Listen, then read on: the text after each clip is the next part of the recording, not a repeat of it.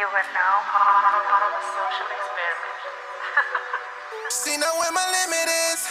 Only got no ohs. It's like they just wanna see you struggle. I swear they don't wanna see you shine. They don't. It's like they just want you to bleed, and they want you to fall. They don't want you to be where the streets are paved with gold. Welcome to MasterMine, the home of Black excellence and self-mastery. Here's your host, Mr. G. Welcome to the program. Thank you for joining us today on the journey towards self-mastery. Welcome to our monthly MasterMine University segment, the program designed to help the Black mind think, develop, and grow. Let's start thinking. All right, we are here again for our annual Valentines Day relationship chat with our relationship activist, Dr. Love. All right, Dr. Love has been on the program quite a few times. He's a fan favorite and a favorite wherever he goes. I've seen Dr. Love in action in the schools. I've seen him in action with adults. I've seen him in action all over the place, man. And he is on point every single time. So if you are not familiar with Dr. Love, he's a love activist. He's also an author. He has 2 books out right now. Hardcore Love, Getting the Relationship in Love That You Need. And then 7 Side Chick Secrets That Every Woman Should Know, including wives. And then he's working on a new book right now that we're going to talk about as well. So let's welcome today our relationship activist, Dr. Love, to the program. Dr. Love, how you doing today, man?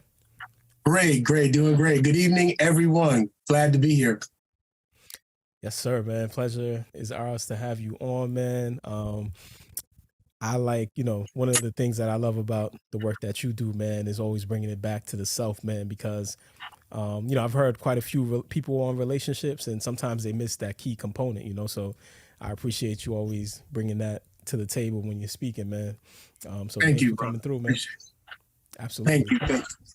So I want to start off, Dr. Love, today with just the basics, man, before we get into the heavy duty stuff, man. So I feel like a lot of us sometimes don't really, you might be dating somebody and one person like, yo, we in a relationship, we deep, like, and the other person's like, nah, we ain't that serious. You know what I'm saying? So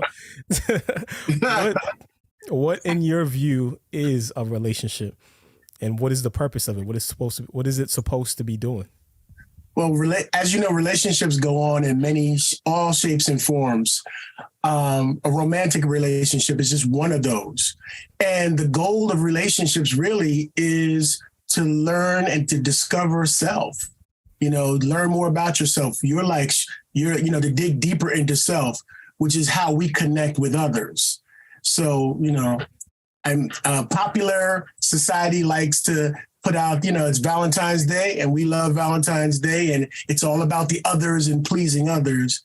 And, really we have to bring it back to self, and then we can build from there, Gotcha.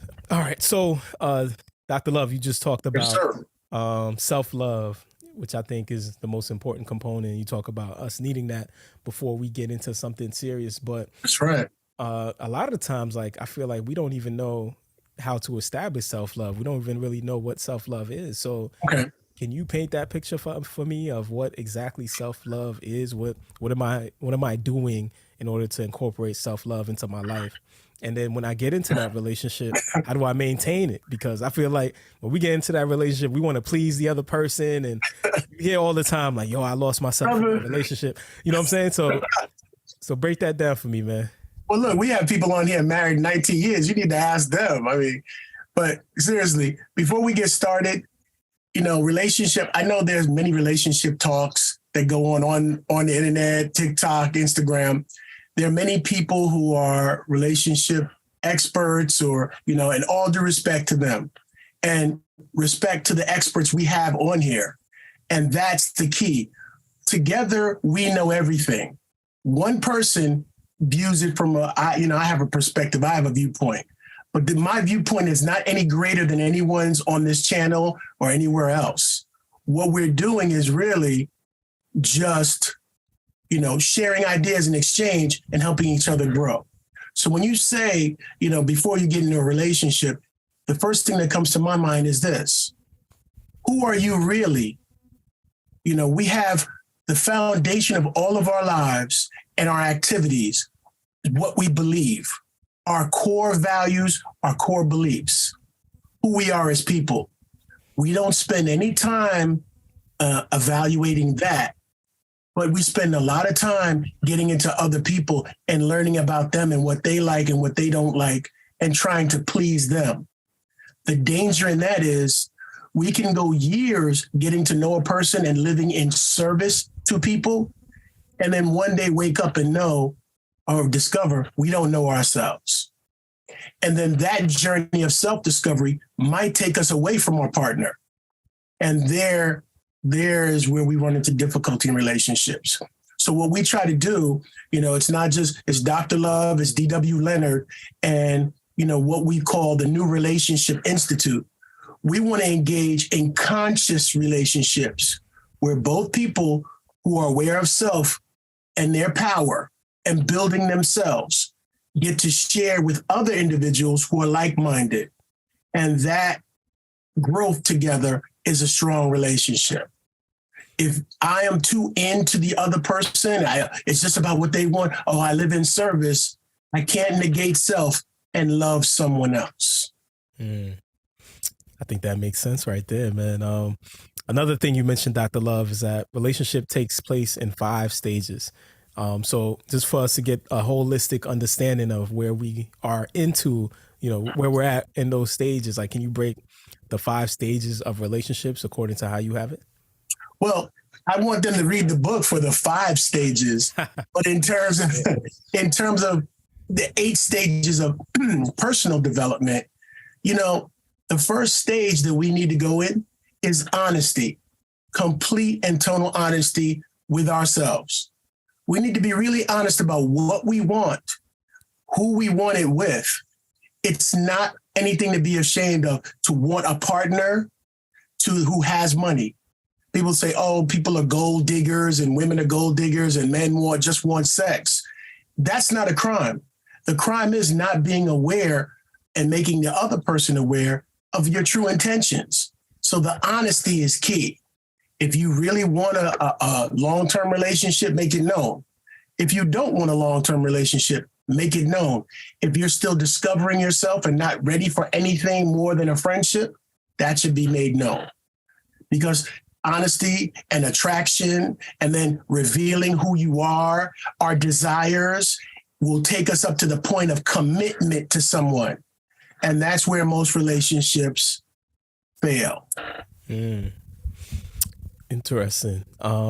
So Dr. Love, in your second book, you have a part in there, 7 side chick secrets that everyone should know, including wives. Side chicks. Yeah, shout out to all side chicks. Shout out to all wives, partners, spouses, whatever the terminology is now. Before we get into the side chick, let's get into the wives. I just pissed a lot of people off on here. I know there's some angry typing gonna happen. We're gonna break it down though, Dr. Love. But before we get into the side chick, the wife, right? The wife, your main wifey, lady, yes. Wifey. Valentine's Day is here. You know what I'm saying? That's right. It's a big, big thing for the ladies, and for us, sometimes it's like a lot of pressure. You know what I mean? And you had a section in your book where you talked about, when your lady got you something and y'all was together and you didn't really like what she got you and you thought that she should have known what you like and stuff like that. But I feel like some people feel like, if you need to tell me what you want. You know what I'm saying? Like, I shouldn't have to figure out what it is that you like and, what I got to get you and this and that and the third. Like, you should be able to communicate, this is what I want for my birthday. This is what I want for Valentine's Day. This was going to make me happy. Let's go on a trip here. Let's do that. So is it up to the person themselves to communicate with their partner what they want? Or is it up to the partner to kind of get the messages and the signals and understand their partner enough to know exactly this is what my lady likes, this is what, my partner wants and things like that? What's your view on that? Well, it's funny because in the book, I came down hard on not just women, but men as well, who claim they don't know what their partner wants. Look, I've known people who've been together years. I've known people who've been together decades. 5 minutes. You know what a person likes. They tell you every single day and what they wear and what they choose and what they eat and what they do and what they're interested in. They're putting it right out there for you. So for you to go and get them something outside of what they like, when you know what they like, it doesn't track with the feeling that you claim to exchange. If you know your man is into suits and ties, why would you go and buy them electronics? If you know your woman loves flowers, roses, and unexpected time, why would you go and buy her a juice making machine? You know what your partner likes. And if you don't know, you need to do some investigation and find out for yourself. They shouldn't have to tell you. They shouldn't have to tell you that they like to be touched. They shouldn't have to tell you they like to be caressed. They shouldn't have to tell you if you get out of the shower and you're just wearing a towel, I'm going to chase you around the room. We know these things about our partners. But if we turn a blind eye to it and get them what we want them to have, that speaks of control. That speaks of ownership. That speaks of a mindset in a relationship that is not really, in a healthy place. Control has no place in relationship unless it's self-control. Got it. Man, I always thought they should tell, man. I'm glad you cleared that up, right? I'm glad you cleared that up, man. If she's wearing designer shoes, designer handbags, hello. Got it. All so right. That's all part of your second book, 7 Side Chicks. Almost definitely. Which always raises eyebrows. So one, why did you write that book? And then two, who are these side chicks that you're talking about? See, it's funny because I wrote that book not to side chicks, but to all women. Because, when I was a younger person, I really had a lot of questions about relationships and women were the ones who are more than happy to talk about it with you. And I learned so much by just closing my mouth and listening to women. And, through my travels, I've learned side chick, girlfriend, wife, wifey, whatever you want to call it. They're all people. They're all, women or men. Some men are side dudes, but no one is above anyone else. And the reason I say no one's above anyone else is because what does a wife get that is most cherished? Time. What does a girlfriend get that she most cherishes? Time with the person. What does a side chick get? Time. So we're all talking about the same thing. What makes the time that you spend with your wife more significant than the time you spend with a side chick? We only have a finite amount of time on this planet. So any moment that we spend with our family, with our children, with relatives, with strangers is important time. It's significant. So then where do we get off, again, with the power thing? Oh, I'm such and such. I'm not that. I'm the wife, not the side chick. I'm the side chick, not the girlfriend. Everyone wants, according to society, a leg up. But we're all doing the same thing, relating to one another. And it should be with some respect. All right, what do you say to those that are like, yo, why are you bigging up side chicks? That's not a positive thing. That's not a good thing. Like they wrecking homes and doing this and doing that. Well, hold on, brother. I didn't create side chicks. I didn't go in my lab and build it. This is a fact. This has already been established. You will always have, in a universe, you will always have elements in the universe that are closer to the sun and further away. Doesn't make any of the planets less valuable in this universe because of their proximity to power or to heat or to whatever you deem as the light source in the universe, So my thing is, let's get the conversation out in the open, because I've spoken to wives and they hate side chicks. And I've spoken to side chicks and they're like, we don't hate wives. Side chicks want to be wives one day, but they hate how the man is being treated by the wife. So it's a lot, it's a nuanced conversation. And some people don't want to have it because they're like, oh, just demonize one part of it. But we can't do that because everyone is significant. So some might say like, this is, because you're a man, you're viewing the side chick as somebody that is in a positive light. But like you just mentioned, women view it in a negative light. So, most definitely. some might say like, why not just have the man be honest and not even have a side chick? Maybe they can have, a polygamous type of relationship, and it doesn't even have to be that. What's your take on that? Well, that's an excellent point. But I would put forward that most relationships that are not the primary relationship the relationships weren't intentional. They were something that developed out of a desire that was not being met. Not meaning that the person was with wasn't meeting the desire, that the person who was in the relationship didn't know that part of themselves because it hadn't yet been exposed. And this is why I talk about the danger of not knowing who you are personally and going into relationships. Because if you go into relationships trying to find yourself, you may find yourself with one person, but another person may unlock something else that's vital to your self-development. And this is what some, not all, there are, exceptions, some side chicks, they unlock hidden abilities, talents, and confidence that men didn't even know they had. Some side chicks have saved marriages by their counsel, by their goodwill, by just being the ear to listen and telling you, well, why don't you share this with your partner? Mm. So it's a complicated conversation. And the book came out of a desire to just get it out in the open. Because once we expose how we relate across the board, we can relate more effectively. Mm. All right. Let's rewind that back a little bit. Some people might say like, wait a minute, there's something that happened that went wrong even before, for him or her to go out and get a side piece. So if we rewind it to before, do you think there are, things in which happened before where this person is the right person for me, and things that happen where you're like, this person is not, where you don't even mess with it after a certain amount of time? Or is it like after, some people say like that are married, they're like, I knew this person was going to be the one for me, the first conversation we had, the first date, whatever it is. Do you think that is, there's a certain time frame where these things are known and we just ignore them, or does it happen over time? Brothers and sisters, I like to drop bombs. And one of the major bombs I will drop tonight is this. There are no relationships that happen that are mistakes.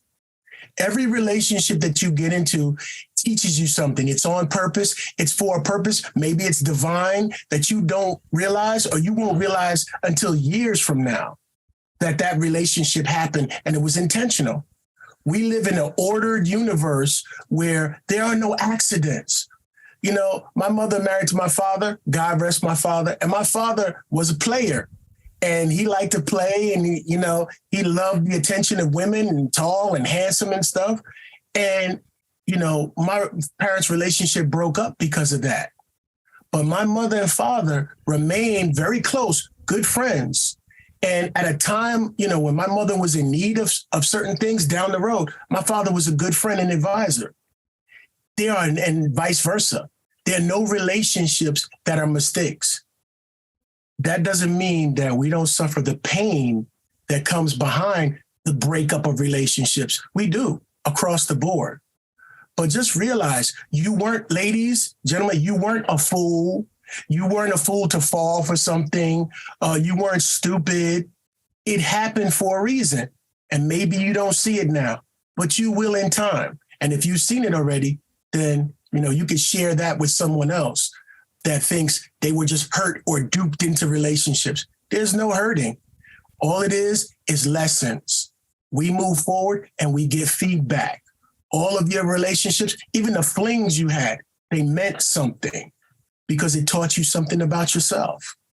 Some people who are in the streets and, very promiscuous, they settle down and become the most loyal people on the planet because they learned the lesson that was trying to teach them.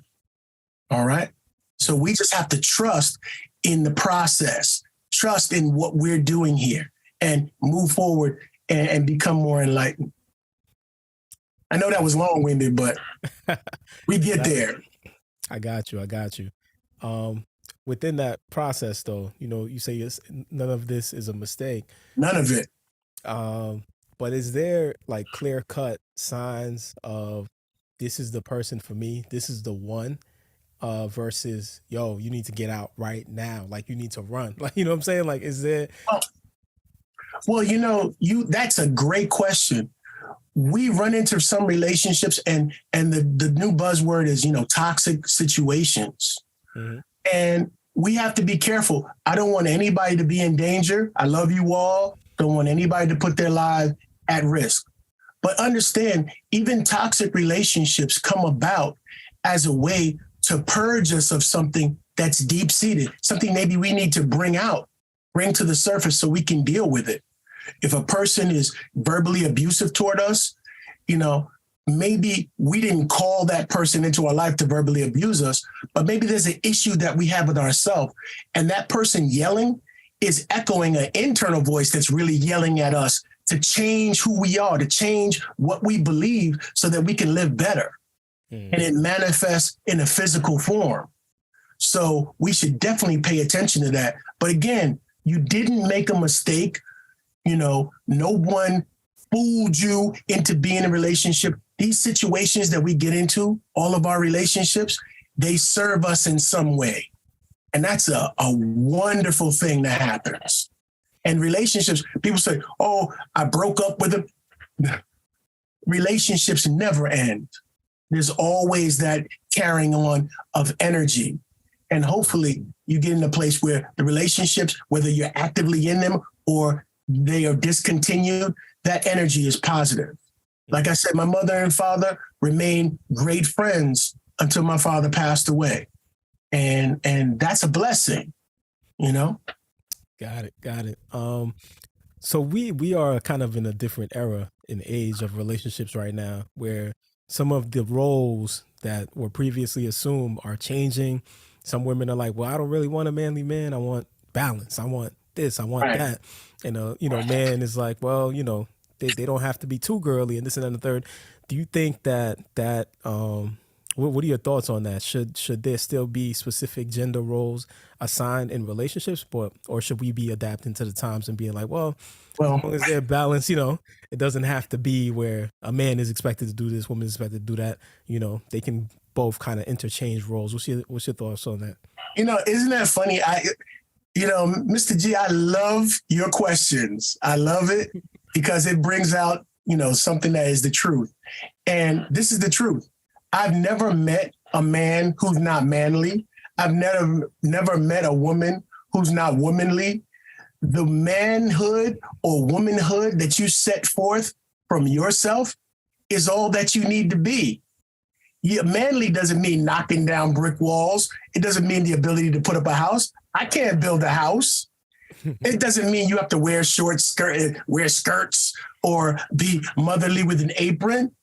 Your definition of womanhood is the only definition that you need to be concerned with.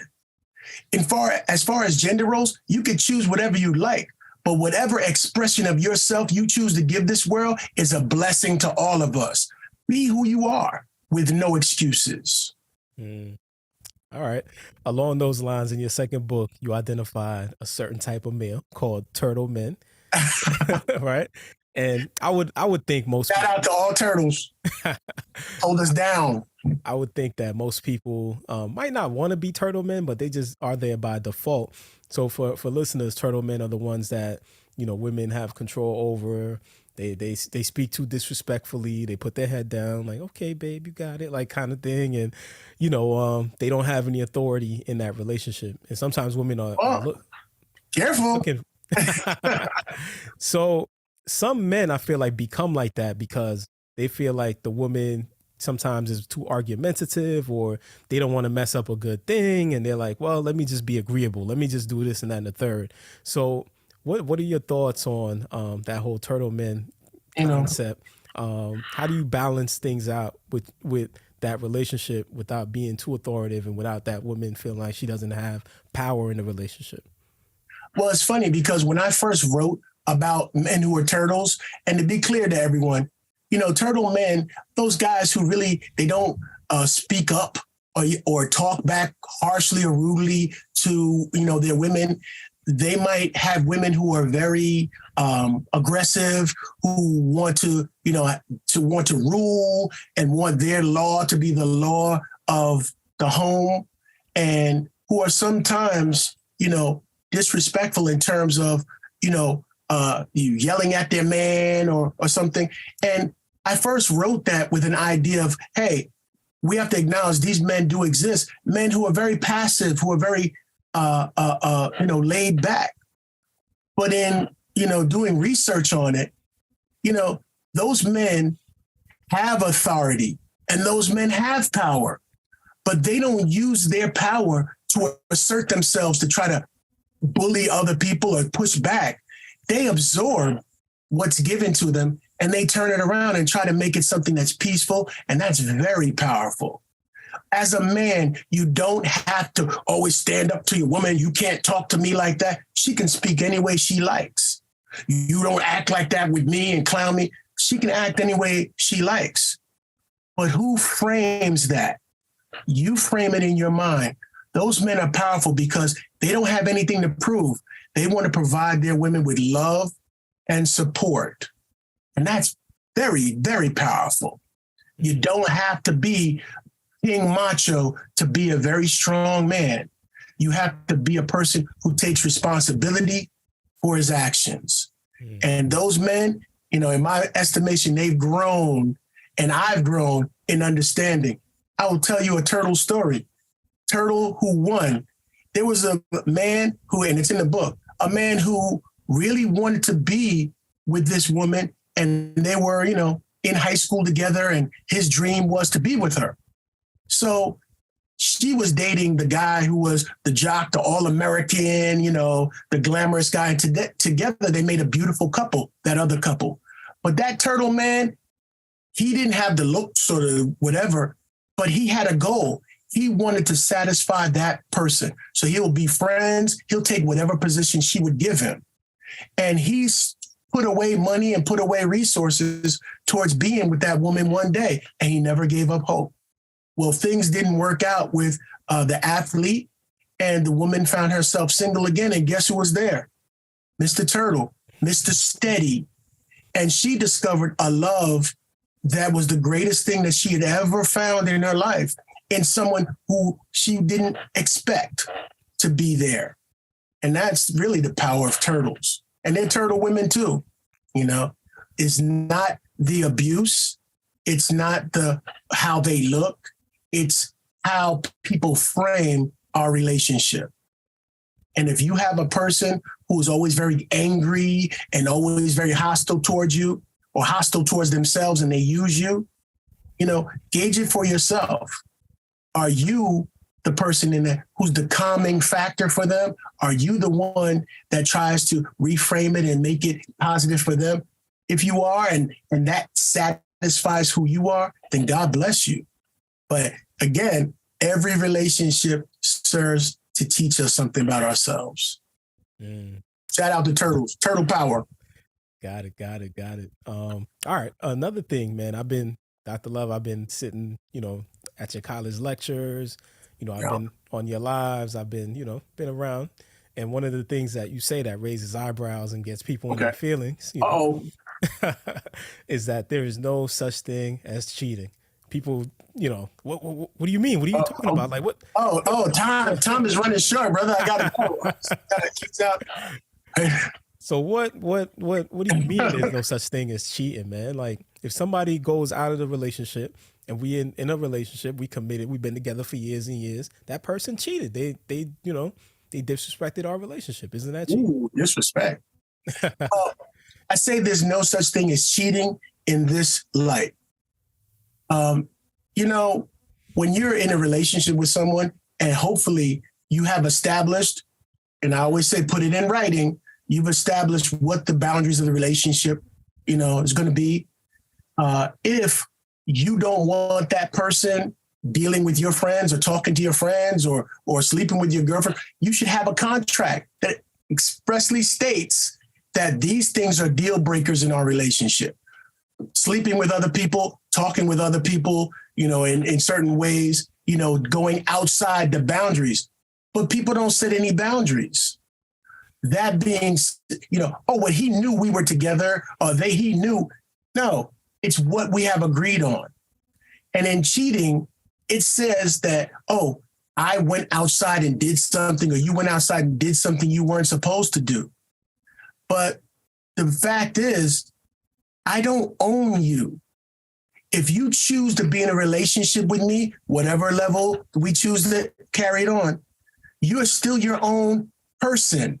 You can do with your body, mind, and spirit whatever you choose. You cannot cheat me out of anything, because whatever you choose to share with me and whatever I choose to share with you constitutes the relationship. Now, if you go outside of that and you're with someone else sexually, or more importantly, mentally, you're with that person, or spiritually you connect with that person, and you leave me out of that, then you didn't cheat on me. You went and you took your power and energy elsewhere. Now, that leaves me with a decision to make. Do I still want to engage in this exchange of relationship, or do I want to seek a relationship elsewhere? Either way, you didn't cheat me out of anything, because you didn't take anything that was mine. Your sexuality is not mine. Your mind is not mine.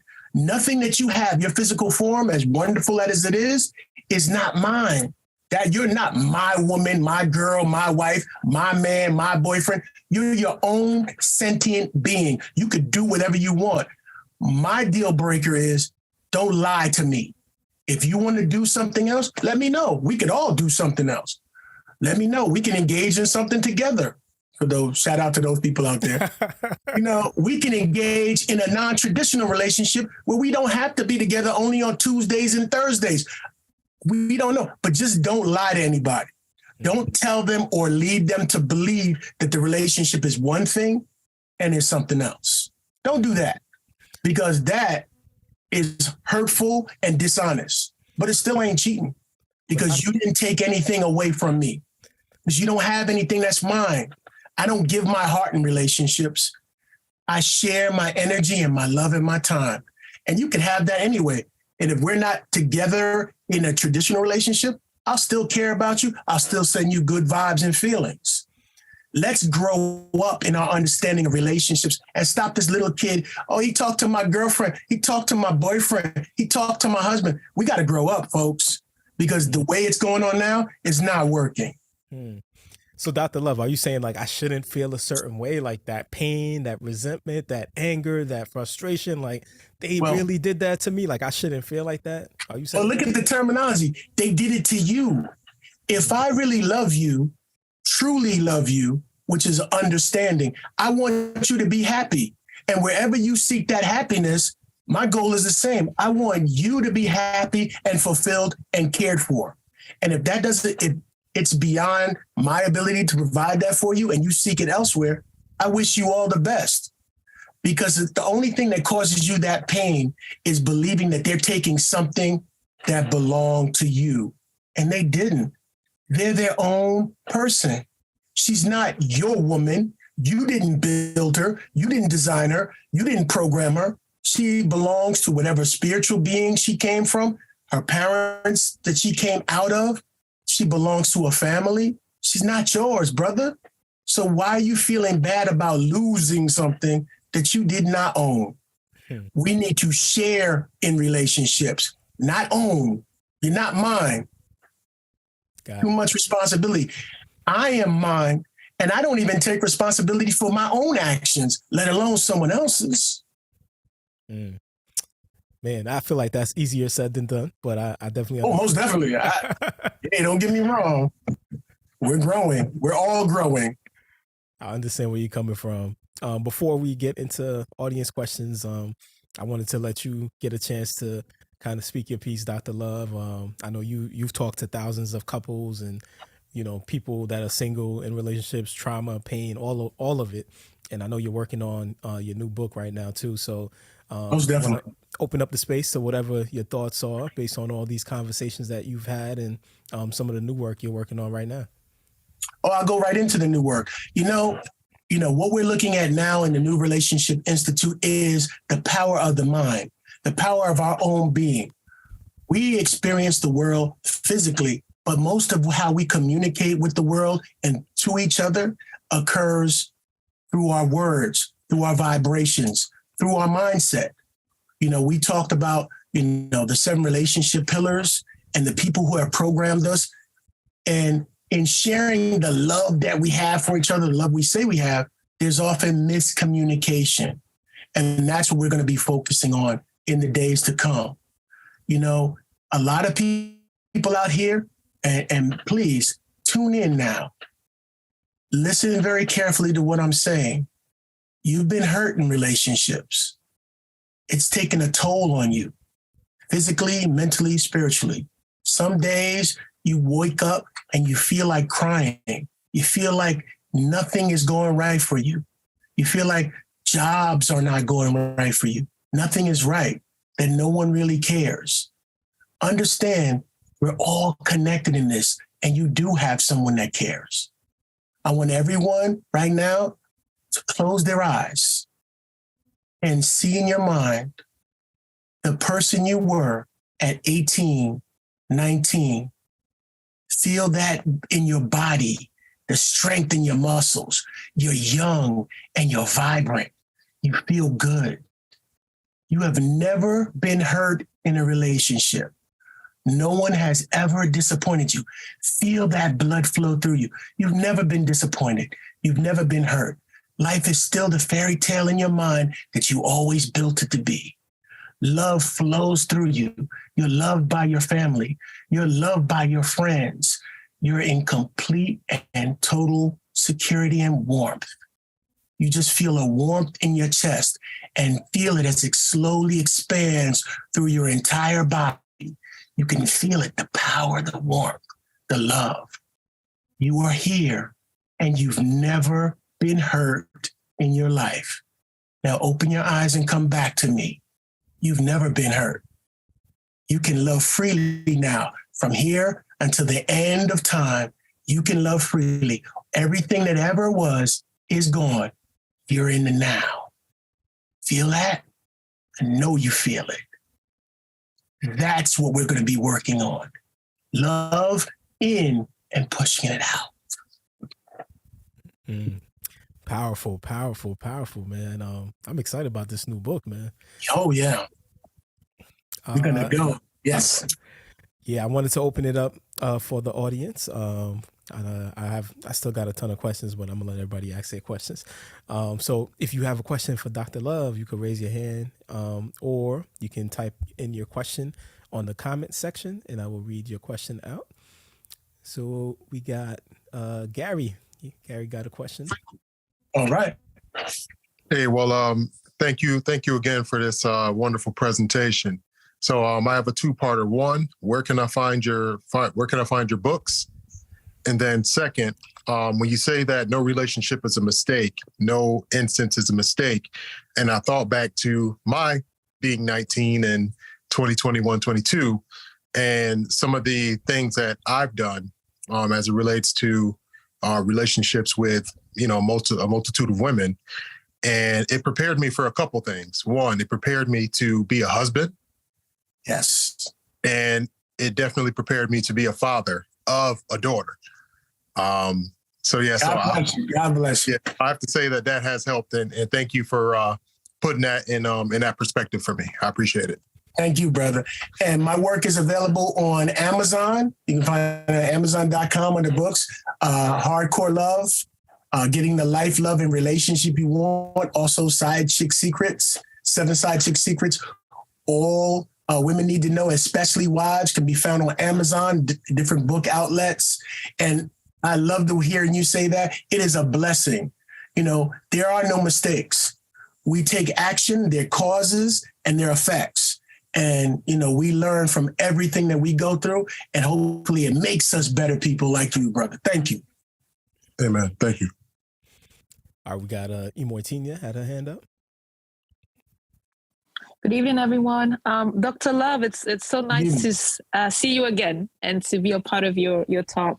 Now, I don't know if you heard of this so you know how there are all these terminologies to the relationship goals and all that drives me insane. But there's something called marry up or married up. I don't know if you've heard of that. Oh yeah, I have heard of that. What's your take on that? I was going to say, for those who don't know what it is, yes. So a friend of mine sent me a video where this guy was saying that white women are told from very young age, right, how to pick out a man, like how to find somebody who's financially sound and, you know, who's going to be able to take care of them, and why Black women are told otherwise, right? And that's pretty much what someone who's married up means, right? You marry someone who's financially stable. So that's pretty much what that is. But I'm curious to know what your thoughts are on that particular statement. Oh, okay. Great. Well, you know, I have no problems. You know, I address it in Hardcore Love. I don't think anyone should be called, and Side Chick Secrets, I don't think anyone should be labeled a gold digger or anything for wanting to marry someone of means, or wanting to be with a partner who is on the same financial level or educational level. I don't think that, you know, seeking someone who's like you, which is what like means, alike, you know, is anything wrong. However, I'll say this. In terms of marrying up, you marry up when you are a person who understands yourself better, who has gone into your past and looked at your own traumas and done your best to address them so that you could be the best person for yourself. And then what you share with your spouse, and like Brother Gary said, with your children, is something that's significant. So in seeking someone out, having someone financially stable is wonderful, but having someone who's supportive, who's emotionally stable, who's a person who cares and shares and values themselves and sets boundaries for themselves and embraces you and your boundaries, that's the real marrying up. Because exactly, you killed it. Yes. The important thing is the quality of the person. And then the finances, you're working together, you could build whatever you'd like. Exactly. But, you know, thank you so much for that. And that was my point, because it was a massive debate. And I remember saying, if white women are told, and not to, I mean, I'm a Nigerian woman, and we're told that too. I think every Nigerian woman who gets married, it's usually for the man is usually set and well off, right? But again, when I listen to these women, they're miserable because either things would be like, he's not matured enough, he's not this, he's not that. But when you really focus on the quality and the character of a person, then you both can gel well and create a healthy relationship. So these terminologies, that's why I'm saying the terminology drives me crazy. It's like goals, relationship goals and all that. It's not about that. It's much more deeper than that, right? Yes. Okay. Thank you so much, Dr. Love. Thank you. Thank you. All right. Good. Great question. Anybody else have a question in the audience? You could type it in. Or you could raise your hand. Or if you have anything to add. I know people mentioned some people are in relationships 42 years, 25 years, and some of y'all got some gems, so you could add that as well. All right. As we wait for questions, Dr. Love, I have a question for you. Okay. You know, a lot of times, like, you know, we get into drama issues in our relationship. And sometimes we want another perspective. We want somebody to kind of, am I wrong? Am I right? Like, what's going on? Like, you know, do you feel my point of view with this? How should I handle this? Should I leave? Should I stay? That kind of thing. Do you think that that is okay in relationships? Because I feel like some people are like, well, you should never talk on the outside about your relationship. What happens in the house stays in the house. You know what I'm saying? And other people are like, yo, you should. You got to express that and let that out. So do you think we should be expressing that? And then who do we express that to? Who are the people that we can trust that with? Well, I say my mama, but no, well, that's an excellent question. You know, in terms of that, it's never, you know, it's not wrong to want to express yourself and to want to share what, you know, things that frustrate you. But be careful. You know, we share in circles that are not dedicated to our upliftment and to the family's upliftment. Now, if you're married to someone and they're frustrating you, you can, it'd be a good idea to share with a person who cares about your family unit, who cares about you and your spouse, who wants to see your family rise. We don't want to share with someone who seeks to take advantage of the situation or is opportunistic, but share some people share with their churches, some people share with clergy, some people share with their spiritual advisors, some people share it in their therapy sessions, some people share with homeboys. And I know, we go to the homeboy front and we want them to weigh in on our relationships. Just make sure it's homeboys who have a vested interest in supporting you and helping you, be the best you can be and keep your relationships together. I know I have homeboys that they'll tell you when you're wrong. If you tell them, oh, my woman's tripping and she wants this and that, they'll tell you, hey, what's wrong with that?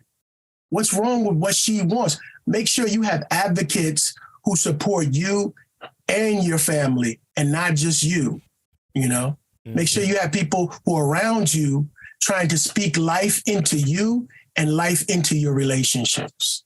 Mm. Now, is it okay to get multiple perspectives? Do I want to get like a few different people, or should I just confide in that one person that I know that's going to, that's really looking out?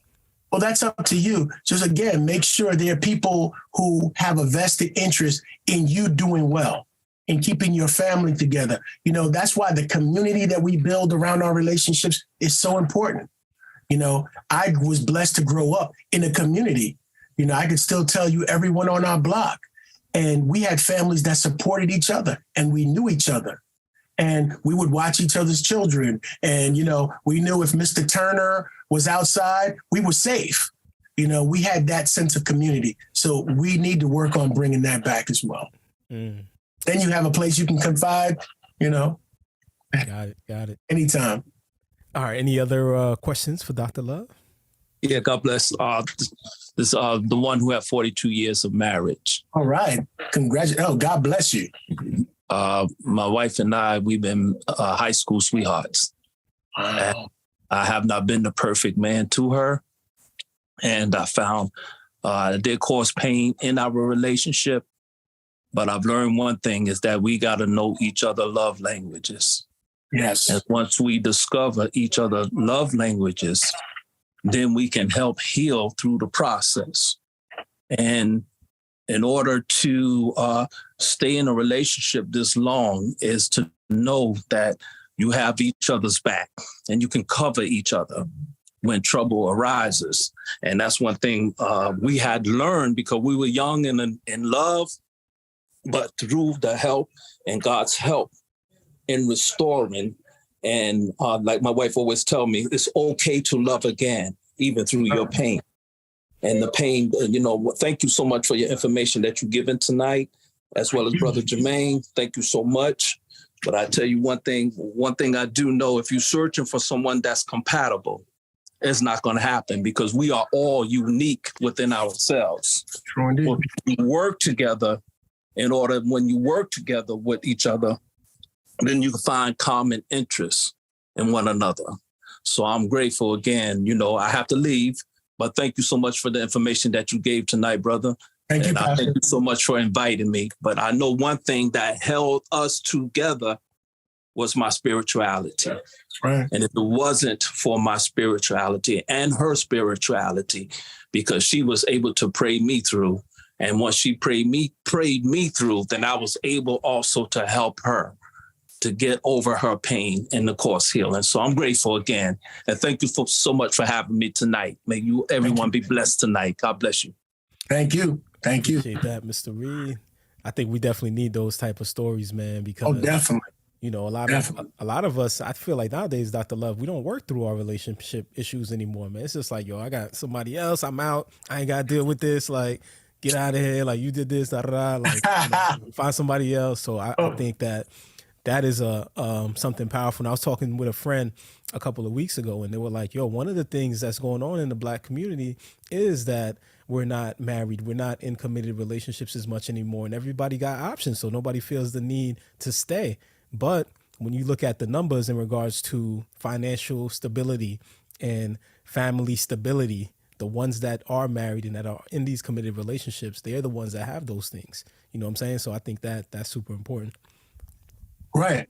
If I could just tag on to that and what the brother said, you have to be careful with these, the idea of disposable relationships, because the goal of any relationship, as we talked about, is really to get to know self. So you can't hide from yourself. You can get rid of the person that you're dealing with at that point and choose to get into another relationships. But often the relationships have the same issues, because you're the one bringing the issues. It's not the other person, oh, she's just like, it's you still haven't addressed what you have to address for you to grow to the next level, for you to be past, we call them traumas or demons. We have to really deal with those so that they don't creep into old and new relationships. Facts. All right. Do we have anybody else with a question? You could type it in or you could speak. Hey, how you doing? Can everybody hear me? Yes, sir. Yes, sir. Okay. I just want to thank Mr. G for, bringing this platform to us, and thank Dr. Love, D.W Leonard. I mean, this is a great platform. A lot of great information, and I just want to, just put a comment out there, like, you usually can't see, the picture when you're in the frame. That's an old saying. So a lot of times when people, they're trying to find and, you're looking at different things, you yourself from the inside, you usually can't see, what's going on because you are, in that frame. So you can't see the whole picture. But me growing up, my little story was that I had men in my family who were stayers, right? So I think it's very important to just, get this point across, because my father, nothing perfect, but was a great man. My grandfather wasn't perfect, but a great man. They stayed. My uncles, they stayed. So when I look at, okay, is it tough? Relationships are tough, but sometimes it is the family unit that you're used to and what you have perceived as what is going to be the journey. How is this journey going to take place for me? And you say, if my father did it with not being perfect, if my grandfather did it, if my uncles did it, then why can't I do it? So for me, it was the thing, because I've been married for 25 years now. Oh, God bless. And it's not it's definitely, it's a daily journey. Let me tell everybody that's on here, it's day by day. But I do have that to fall back on, which a lot of people don't have that. And I realize that, if you have, uncles, fathers, grandfathers, and everybody that that was a man in your life got divorced or they left their wives or whatever, that's hard. It's hard. So me having that unit and that, family culture of men staying, that was key for me. The other thing is just, most of us don't really know in relationships you pick because of being attractive to somebody. You're attractive to your wife. Everything she does is the right thing, or everything he does is the right thing when you're young, because you're young. What happens is you get older, things change because you didn't know who you was. When you said go back to 18, 19, you was never in a relationship. Things change. Everybody's going to change. You get to your 20s. 20s is different. 30s is different. 40s is different.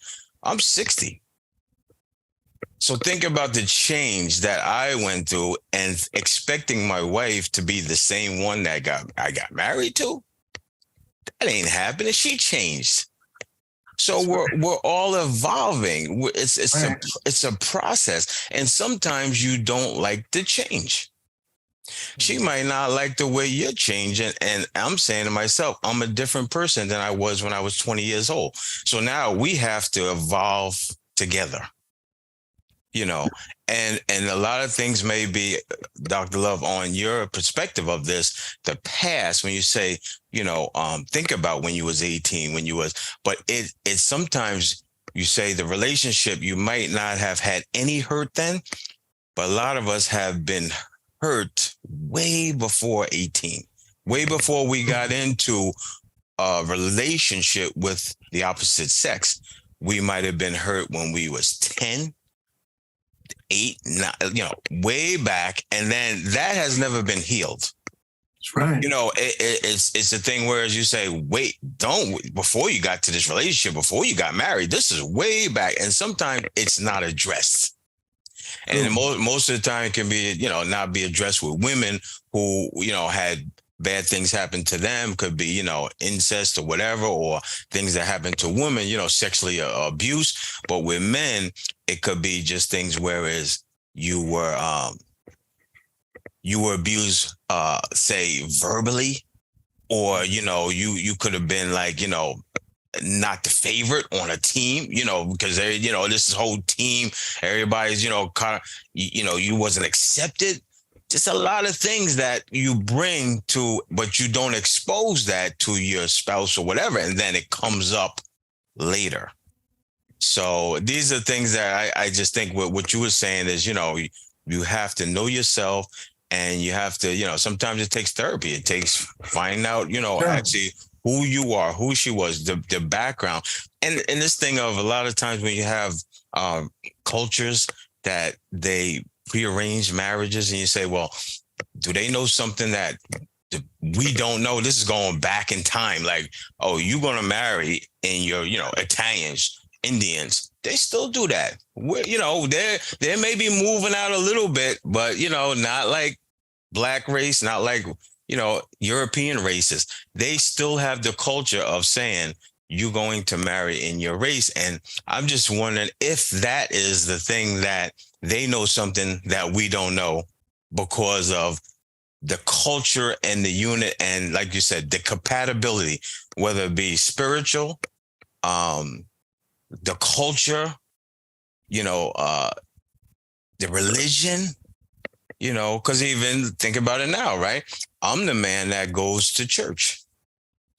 I have to get my wife on the same page with religion. She wants to go and stretch out and find other religion, other ways to, worship and whatnot. And I'm the one that's grounded with and that's usually reverse.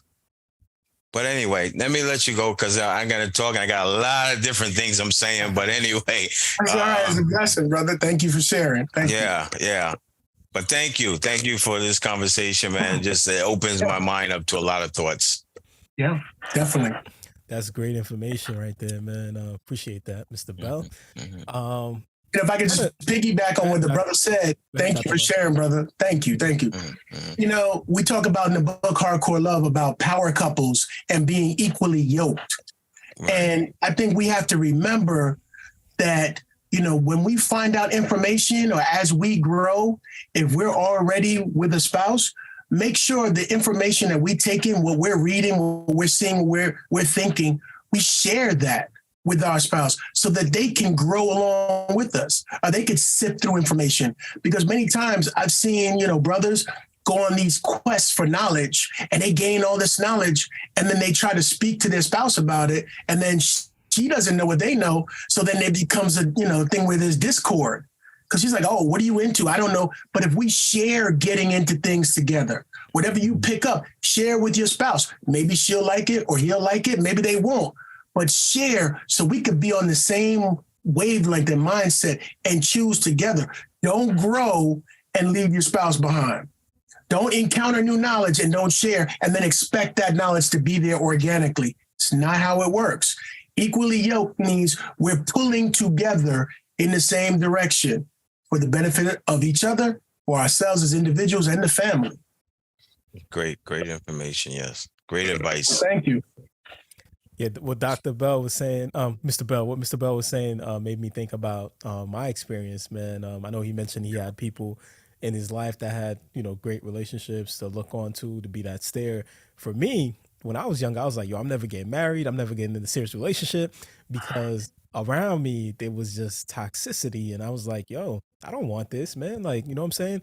So for those that do experience that within the family, outside the family, and there's toxicity in the relationships, how do they kind of formulate a positive viewpoint on relationships and not kind of become that toxic person as well?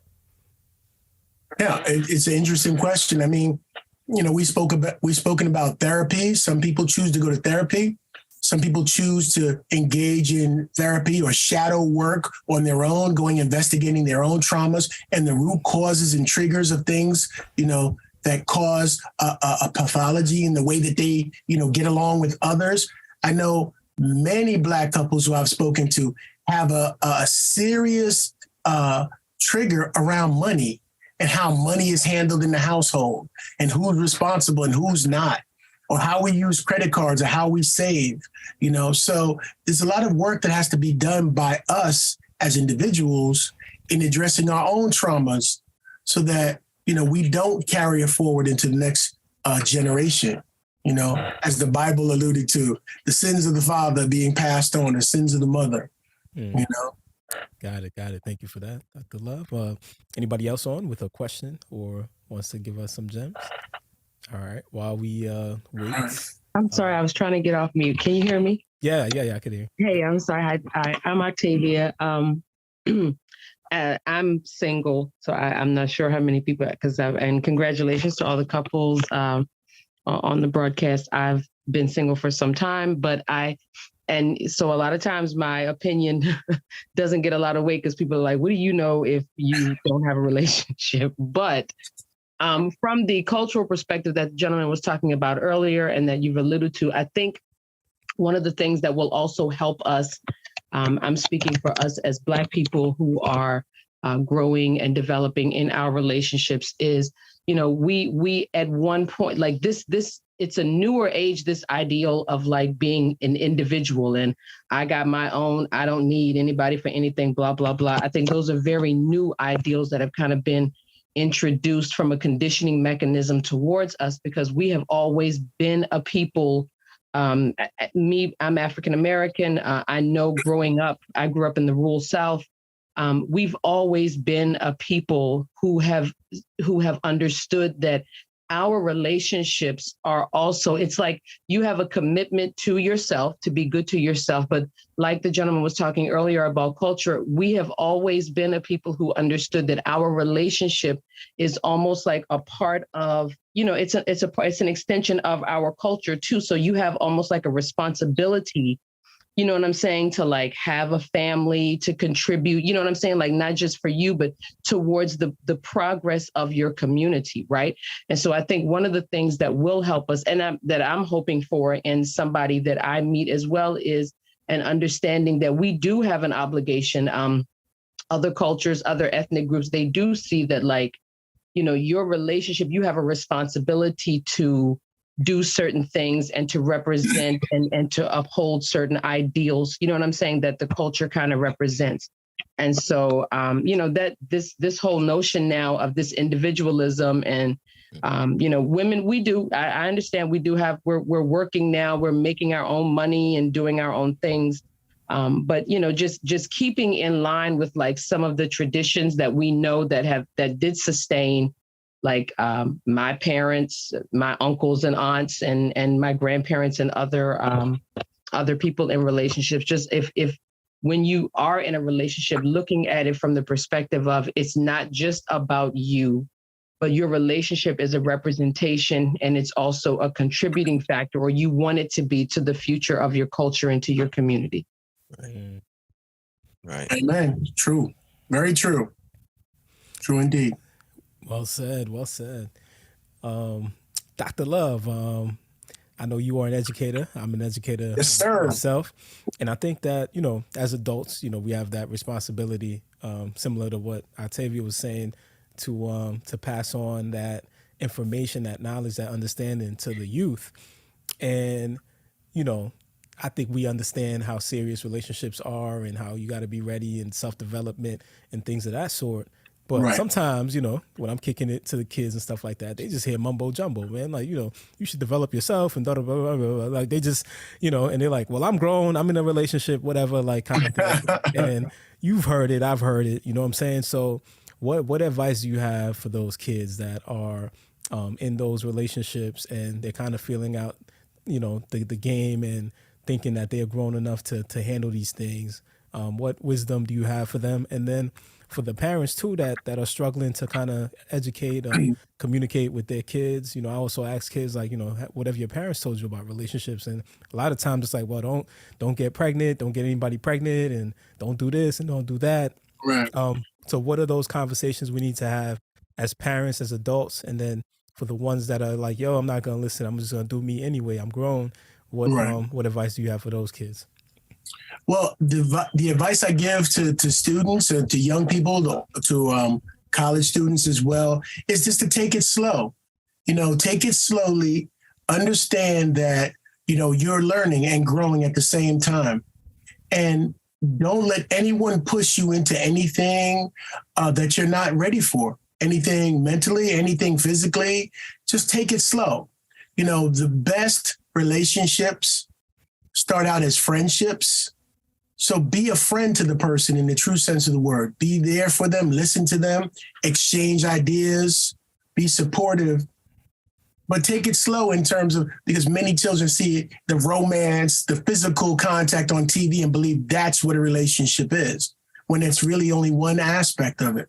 And it's not the largest part of it. The largest part is the connection, and the understanding and the getting to know yourself and with feedback from someone else. I would take issue with the term single. Are any of us really single? Because we all come from groups, family members and pillars, grandparents and parents and aunts and uncles and play aunts and play uncles and cousins and friends. We're all joined and connected, and we all have that responsibility to share what we've learned and what we're learning. So, and I would also advise, parents, listen to your children. If you listen to them, they will tell you everything. Listen. And the children we speak to, and they're like, oh, I'm grown. And, my grandfather, an old country gentleman, taught me that we plant seeds, and some seeds grow out really quickly. And for some, it goes down deep and it takes time. So don't discount what we say to children because it appears they're not listening at that moment. Sometimes we plant seeds, and down the line, it will develop. They'll catch what you really said. It'll mean something to them. Powerful gems. Appreciate that, Dr. Love. Before we wrap up, do we have anybody else that has questions or any gems they want to drop? Real quick, also, I guess I just wanted to also put this out there. This may be an unpopular opinion, but I think how we see one another also needs to, I don't want to say improve, but, in today's society, we see each other through a lot of discounting lenses. Women in our culture, as far as our music and everything, the terms we use that, what I'm saying, towards one another are going to directly impact how you respect and see one another, right? If I see all the men in my culture as N words and I see all the women in my culture as B words, I'm not going to, what you say has power. You may not respect a person as much if you see them through those types of lenses, right? Like we talked earlier about culture. Other cultures don't let us use discounting terms and derogatory terms. You know what I'm saying? Like you get checked very quickly, right? And that's been the case historically speaking. The things that history have taught us about what would happen with other cultures, we already know what the deal is, right? So I think one of the things that we also need to do as a people to build those better relationships, and so that we don't see one another as, I can just go out and get another one. If I can just throw this person away and just go get another one, right? Is if we saw one another and we speak to one another with different terminology, and get back to who we were, previously, it would help us also. How I speak to you is how I see you. And so, those things matter a great deal. Definitely. Sage wisdom. Thank you for that, Octavia. Thank you. Definitely. All right. As we wrap up, anybody else? Okay. Dr. Love, if you could, give us some some wisdom before we leave off today. Anything that's on your mind, current state of most definitely. today? I would just like to say, the New Relationship Institute, we're working diligently towards February 14th. If you have time, check in. Make sure you follow Dr._Love to get more information. And, we're doing big things this month, and we want to keep this love movement going, where we're really having the conversations about who we love, who we are, how we love. But if you have time and pen and paper next to you, I want you to write down these 4 questions or 4 statements, and you complete them. And then we'll check in later and see what we are able to share. These 4 statements, you complete these statements. Number 1 is, I am, and you complete it. That's the first one, I am. The second one is, people are, and you fill that in. People are. The third one is, the world is, and you complete it. The world is. And the last one is, love is, and you complete it. Love is. Part of our coming together is first acknowledging self and our own value, like the sister said, and our own spirituality. So make sure the views and the energy coming from you is that of self-love, now and always. Thank you for allowing me to be here with you. It's always a pleasure. God bless all the brothers and sisters. May you have wonderful, loving relationships. Thank you for that, Dr. Love. Every year, right before Valentine's Day, Dr. Love is here talking about relationships. So we'll be back on next year as well. And Dr. Love, one more time, can you tell people how to tap into what you are doing on February 14th and also how to get a copy of your books? Yes, you can follow me on Instagram, Dr._Love, Dr. Love. You can find me on the internet under D.W Leonard, and you can buy all my books, Amazon.com. Look for Hardcore Love, getting the life, love, and relationship that you want. And also 7 side chick secrets all women should know, especially wives. There it is. There it is. Got to get me some more copies myself, distribute to folks, So I appreciate you coming on, Dr. Love. Always a pleasure having you on as MasterMine's official love activist. And we'll see definitely more of Dr. Love throughout the time here on MasterMine. Next 2 weeks, we're going to be doing our Black History Month program. So we're going to have Dr. William A. Darity. If you don't know him, look him up. He has a book called From Here to Equality, where he tackles reparations, and he does a really extensive job kind of, putting things together with that. So he's going to be here with us, and that is 2 Saturdays from now. That's Saturday, February 25th, 6 p.m. We will be back. So join us. Let your peoples know. And of course, guys, thank you for coming through. Thank you for spending some time with us. We're going to drop the program on the 14th, so share it with people that that need it. I think we all need it. So share it with loved ones and let them know who Dr. Love is and the work that he's doing, because I think if we can enhance our relationships, then it solves a lot of issues that we have within the Black community. So I think that's the number one thing that we should be tuned into. Like, how do we get better relationships? How do we develop that self-love and that sense of self? So let's share the work that Dr. Love is doing, revolutionary work. Like Dr. Francis Cresswell said, Black love is a revolutionary act. And it's not just love that you give to other people, but that self-love, because we are taught to hate ourselves. And then, like Octavia was saying, within that hate of self, to hate one another. So having that Black love is revolutionary. So that's where we need to start. And Dr. Love is doing the work. So support Dr. Love. Get the books. Tune in February 14th. And again, appreciate you coming on, Dr. Love, and appreciate everybody for being here. I will see you again in 2 weeks. And remember, your mind is the most powerful tool in the universe. Therefore, if you can think it, you can do it. If you believe in it, you can be it. And if you fight for it, you can have it. The world is yours. This has been your host, Mr. G, and I will see you next time on MasterMind. So every day I'm going hard. I'm talking business, bank accounts, and credit cards. And somehow we defeat the odds and making sure that no one starved illegal or you had a job. And when they doubted me, brought the best out of me. The women wanna holler, the fellas wanna shout at me. Voices in my head, I swear they getting kinda loud at me. And how I turn this thing into gold, see this is alchemy. They never know.